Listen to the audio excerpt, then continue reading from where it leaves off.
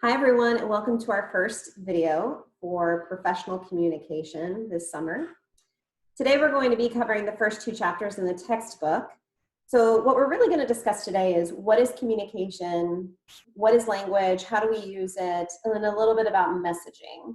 And so we're really just going to hit upon various topics that we will expand upon as we go throughout the summer. So it's sort of an introductory kind of day.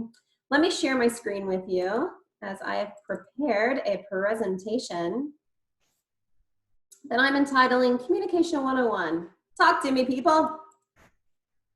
Okay, so your textbook doesn't begin with this, but I like to. There's something called the elevator speech. It's often referred to as the elevator pitch as well. And this is something that you should have in your back pocket at all times. The idea here is you never know when you're going to be sharing an elevator or just sharing space or conversation with someone who could further your professional goals, or whether that be a potential employer or a potential client or customer. You just don't know. So you want to be prepared to give a summary of yourself in a short amount of time at the drop of a hat. So the elevator speech is typically 30 seconds to 1 minute, and it's a summary of who you are, your experience, your skills, and your goals. I'll give you an example. I may stumble through it a little bit because I have not perfected this now that I've moved into this new position, but I'll give it my best shot. My name is Megan Kuhn, and I'm currently the Adoption and Change Management Lead for the Workday Student Program at Furman University. I was an educator for 15 years, so I have a lot of experience in working with a group dynamic, collaboration, dealing with difficult personalities, and also recognizing that there are many ways to train people and teach them how to use a new product. Some of my skills would include clear communication skills, writing skills in particular. Also, I'm a very positive person and organized, maybe almost to a fault. My goal is to gain a lot of experience in Workday and with enterprise resource planning, and then move on to a job in consulting with an implementation company. So a little rough around the edges, but you get the general idea. You can also watch YouTube and find a lot of examples of elevator pitches or elevator speeches. That's something I want you to really think about. Who are you? What are you doing right now? What are some skills or experiences you have? And where do you want to take them? This is important for you to know when you're communicating. Part of communication is letting someone else know who you are in the way that you speak, in the way that you hold yourself. So it's important to really reflect on that, have some introspection, and think about it. Everyone has skills. Maybe you're starting out in a new career path and you don't have experience exactly there. I mean, look at me. I was a teacher for 15 years. I taught English, and now I am working in information technology services. So no one saw that one coming. But one of the reasons I got this job is because I am a communicator. So you need to think about what your skills are. Are your skills that you're a people person, you're very comfortable in group dynamics, and you know how to mediate those? Is your skill your patience? And this comes because you have 7 children and you've had to learn patience trial by fire. Maybe your skills are analytical, mathematical. Bless you if they are. But think about what your skills are. They don't all have to be academic. We're all created with gifts and talents. What are yours? And if you have a hard time coming up with this for yourself, ask the people that love you, and they will tell you what your skills are. So think about your elevator speech this week. Think about what you would say about yourself, and I'm going to ask you to share your elevator speech in the forum and comment on each other's speeches. What stood out to you? Is there a word that you think would be a better choice for someone as part of their elevator speech? But this is something, like I said, that you should keep in your pocket. You should have ready at any moment. It's the first impression you'll make. All right, so communication in your life. Gosh, communication is such a broad topic, isn't it? We communicate in so many ways all day long. I'm communicating to you in many ways right now. the words that are coming in my mouth are obvious, but I'm communicating other things to you visually. For example, I have on a wedding band. I'm communicating to you that I am, in fact, married. I'm communicating you by what's in the room around me, right? In the background, you may see my china cabinet with my new fancy coffee pot I got for Mother's Day to match my, my late grandmother's china. But what you don't see back there are the books I picked out to read over my week's vacation. Looks like there's some empty cardboard boxes back there as well, because we've been doing some work on the house, or my husband has, during this time. You don't see my china cabinet. It's full of old books. I love old books, right? But what you do see is this china cabinet, and then perhaps that has some messaging for you. If I had filmed this upstairs in our bonus room, there might be a giant poster of Pirates of the Caribbean behind me, which would provide a different kind of message. If I were sitting on my couch, or if I were making this video lounging in my bed, that would give you a different message as well. I am wearing my hoodie tonight, so that tells you that my approach to this class is a little bit less formal. I didn't get all dressed up and put on my professional blazer to speak with you. I threw my hair up in a bun, and we're going to talk about communicating. But this is all messaging. So with communication, think about all the different ways we use it, right? Who you are, that's communication, right? You communicate who you are to other people in the words that you say, but also how you carry yourself, how you present yourself, the way in which you speak, your tone of voice, the picture you choose for your social media profile. Think about that too. I mean, that's communication. And that's an interesting kind. That really has a lot to do with identity, because often on social media, we post pictures and make posts to communicate the person we want everyone else to see. I love the posts where it's like Instagram versus reality, and it'll have really adorable children, and it'll have the picture taken right before where one of them was like slapping the other one or hitting them with a shoe. But think about the ways that you communicate who you are. Communication affects how we learn. People learn different ways. I'm a very visual communicator. I need to see it. I'm also very tactile. I have to write it down. Knowing that there's no midterm exam in this class, I would be writing all of this down anyway, because that's the way that I get it to go from what I'm seeing into my mind. That's my channel. And surely you've been in a class at some point in your life where the way that the material was communicated to you wasn't the most effective for you, okay? It matters. In your professional life, communication is key. My goodness, there's so many examples of that. And I would say, as much as we're going to talk about professional communication, the communication that you use outside of work is also relevant to your work life. With the advent of social media now, everything we put out there can have an effect on our professional life. For example, I was on a search committee for a high school football coach once, because I love sports and I really love college football. And I'm awfully sad because I'm worried that we're not going to have college football this year, but I'm not thinking about it. I was on the search committee, and one of the first things we did, we took everyone's resume, we pulled the resumes that we liked, looking for typos on the resumes, misspelled words, all those things. And then we went to social media, and we looked at everyone's social media.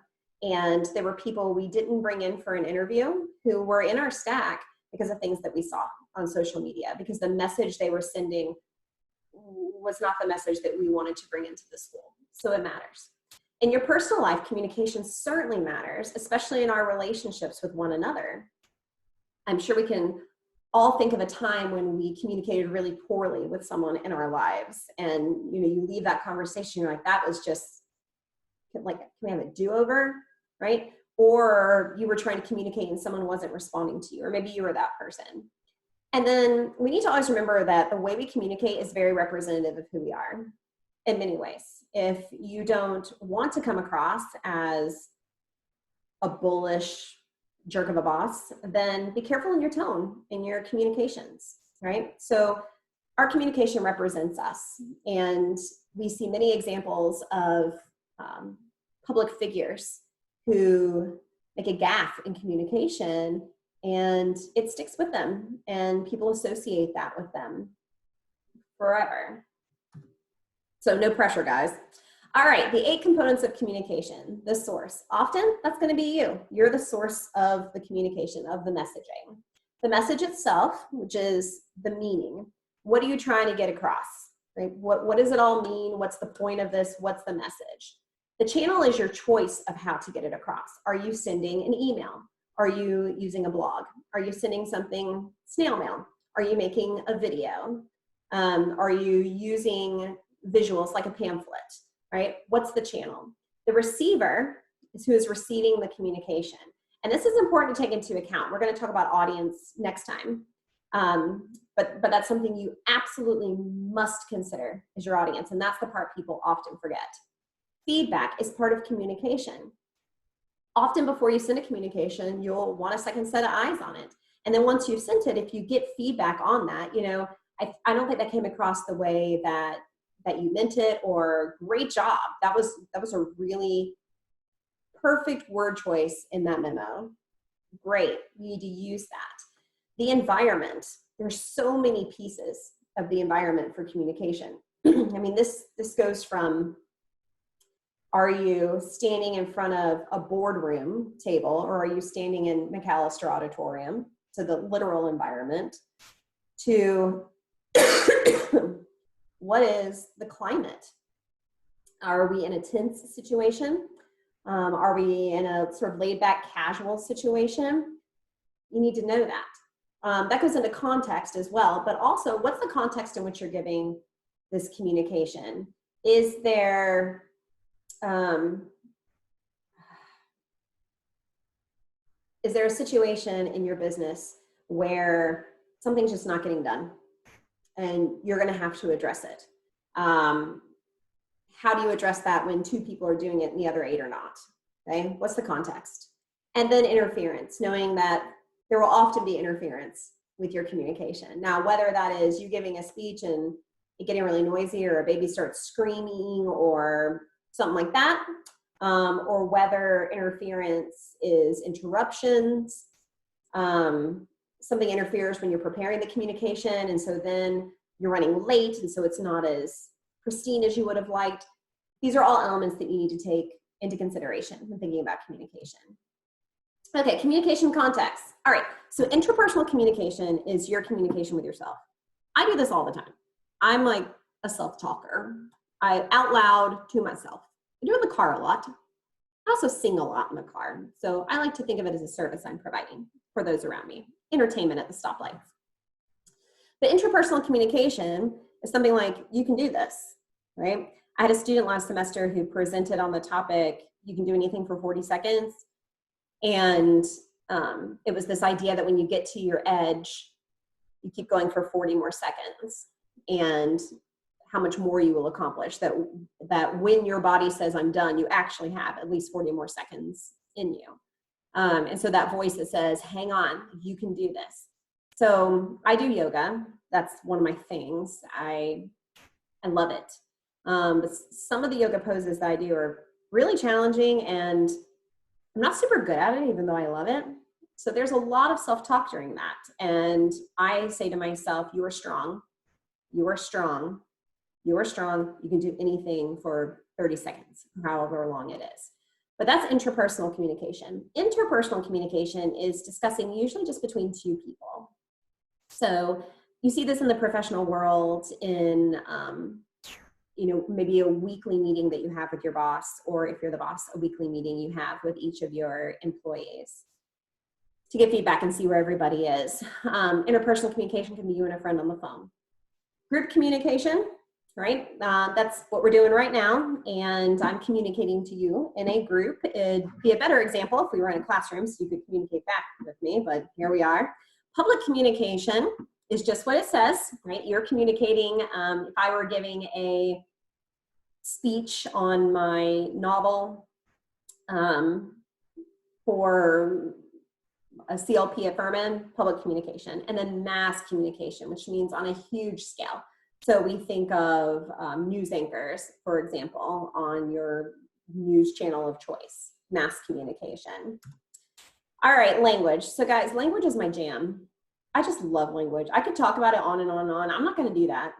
When I was preparing this this slideshow, I went ahead and just got all that out and all my thoughts, because I find language so fascinating. And my own personal saying is words matter. As a writer, I am fascinated by words and choosing the precise words and the perfect word and all the nuances of words. And so I often put on my writing and blog posts or social media posts, #words matter, because they really do. But language is an interesting thing. So language it's a construct, right? You know, does language really exist? There's all kinds of, but we do all know that language is a construct. Else humanity wouldn't have so many languages, but we do, which is beautiful. But language is a series of symbols that are attached to symbols, basically. If you think about it, the letters are all symbolic. We organize them in different ways, and the way we organize them represents or is representative of something else. So for example, the word, all that is are some symbols on a page, but because we've arranged them in that order, it has meaning for us, right? It's an abstract meaning, it's an association, but it does have meaning for us. The word rock, right? It's just symbols on a page, but it connects us to the idea of a rock, which connects us to the rock itself. So this is often thought of in terms of a triangle, right? So you have a word connected to the thought or the reference, connected to the subject or the object. All three of these are pieces in language. This is often referred to as the study of semantics, and I find semantics fascinating. It's that whole idea that language is really just the use of symbols, you know, coming out of our mouths. So when communicating professionally or otherwise, precision of language matters, because as much as we arrange these letters and it creates an idea, those ideas have different meanings to different people, whether it's like the actual denotation, like a dictionary meaning, or the connotation. And so when we talk about connotation, we're talking about the implicit meanings of words. Here's the example I always give when talking about connotation. You have these words: dirt, soil, earth. All of them can refer to the same thing, right? That ground covering that we dig up and plant gardens in or fling at each other when we're mad. And yet, those three words have different connotations or implied meanings. So when I think of dirt, I think of dry dirt, like on a hot summer day. I think it's because when I grew up on a farm and we had to drive down the dirt road, and our cars were always covered in dust. So I think of dirt that way. Soil, I think of as something that I see in the garden that I till up and plant something within. So it's richer than dirt. And then earth then I think of as this very rich, luscious substance that feeds all the verdant life on our planet, like, right? So dirt, soil, earth, they're all the same thing. They have different connotations or different meanings for me. And that's the implicit meaning that I give to them, right? And you think about this when you have experiences with things, then you have connotations, right? I really dislike Skittles. My daughter loves Skittles. I cannot stand Skittles because every time I see Skittles, it reminds me of when I was a teenager and I was in a play, and the only food in the vending machine were packs of Skittles. So everyone ate Skittles all summer. Everyone's breath on stage smelled like Skittles, and it was a musical. So when I face Skittles, I'm like, it just has this negative connotation for me, right? My daughter sees Skittles and she's like, gimme, right? That's a bad example, but I think you see what I'm trying to get at here. I hope so anyway. Okay, so messaging. So there are three types of messaging. Primary, which is your intentional content, what you're trying to say. Secondary is the unintentional content. So it's the messages that people draw out of your message that you didn't necessarily mean. So we live with this a lot in the digital world. You know, we text people and it's hard to read emotions in a text. text or even in an email. So if you have the tone wrong in your email, you can deliver a lot of secondary messages that you did not intend, right? You can send an email to someone saying, I really need that report by 2 o'clock today, your name. And I can't tell from your tone, what's going to happen? What's going to happen to me? Now, this is also my paranoia, but that's the unintentional content. So that's something to think about. Or even something that's implicit in your messaging, gosh, that offends someone that you didn't think about. So that's why it's important to be really precise with language. And the auxiliary is the ways that a primary message is communicated. So that kind of messaging is, how are you actually doing the communicating? The pieces of a message are typically organized this way. And when I say a message, I'm not talking about an email is organized this way. I mean, the content has all of these pieces. So an attention statement, right? The example in the book is something about, I can tell you how to save $500 on your car insurance. You don't have to put on a song and dance, but in some cases, many cases, it's important to use an attention statement. I want to draw your attention to the following attachment. It's going to outline what I need you to do for tomorrow, right? Then an introduction where you give a little bit more information about what's to come. The body, which is the message itself. The conclusion, which is often, so what I need you to do about it. And the residual message, which is not something that you compose, but it's what people are left with after the fact. So that's, what do you want them to remember? When they close your email, when they put down your cover letter, when they finish your video, what do you want them to remember? That's lasting. So everything that comes before it builds to the residual message. All right, language no-nos. These are some things you should not do ever in communication. So we're just gonna handle them right now and then hopefully never have to talk about them again. Cliches. Time heals all wounds. Ugh. You're not writing a script for a Hallmark movie. You're writing a professional communication. Let's avoid the cliches. There is a better way to say it, right? I'm here to support you. I'm here to support you as we go forward from this moment. Great. I hope that in 6 months, we can return to this and find that it's all been worked out. Great. Okay? You don't have to resort to cliches. I will say this is sort of funny coming from me because the one note I always got on my essays in high school was cliches. Cliche, cliche, cliche. Because I read a lot and books have a lot of cliches in them, but we can't use them, guys. We just can't use them. People think when you use cliches that either you didn't know how to say it or you're copying out. Jargon. I have no idea what those words that are coming out of your mouth mean. I don't know what you're saying. So jargon is specialty language. Now I gotta tell you this, when I first came to Furman and I was working with you guys at UES and I was brought into the Workday project, I came to my first meeting for Workday. I sat at a table.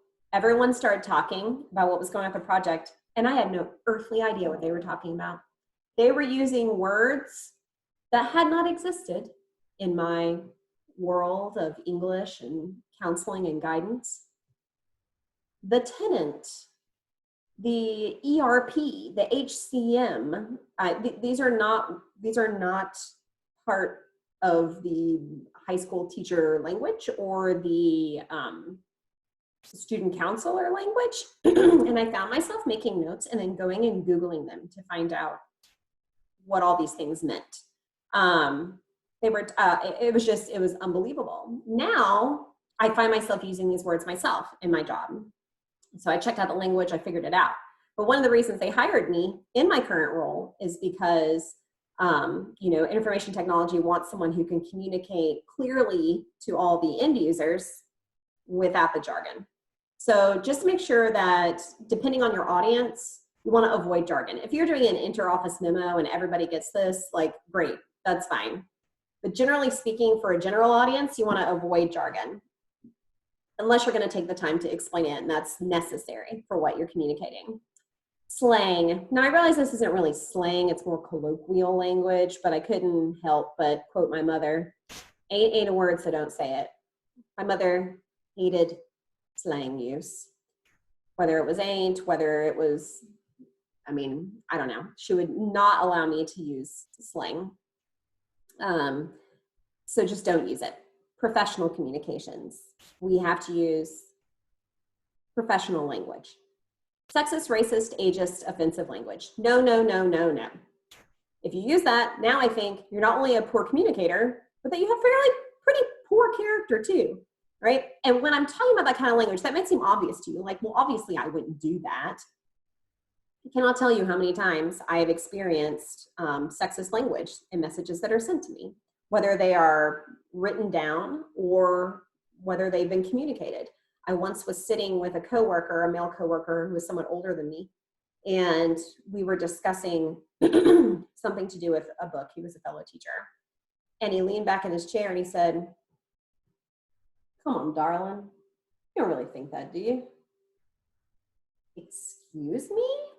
Like, we're having an intelligent conversation as educated adults. We're both at the same place here. Darling? No. No, no, no, no, no. No. Clearly I need to let that go. Euphemisms. Careful there, tread lightly. A euphemism is when you use a different word for something that might be offensive. Like, I think the example in the book is HELL, or HE double hockey sticks. But you can also create euphemisms that use inappropriate words for something that you could just say appropriately. So you just want to be careful. And even euphemisms, you want to be careful there. Like, I'm not going to write an intra-office memo and use, "Hey guys, it's hotter than HE double hockey sticks in here," right? I'm just going to find another way of saying it, right? So be careful with euphemisms. Sometimes people find them clever, and oftentimes they do not. And then double speak. We're going for clarity, right? We don't need double speak. We don't need talking in metaphors. We don't need, you don't want to say it, so we're just going to dance around it or then say it and seem to take it back. No, we're going to all become clear, effective communicators. It's happening. All right, we're almost done, guys. All right, here are things that you're going to use. Visuals. There's a great example in your book. You have all the, let's see, I'm trying to think of what section it's in, 2.5. I've got it on my other screen over here. Strategic use of visuals, which gives you examples of how visuals can be used, whether it's a photograph or a flow chart. I like the pie graph one there myself, the one that's made of money. It's fascinating.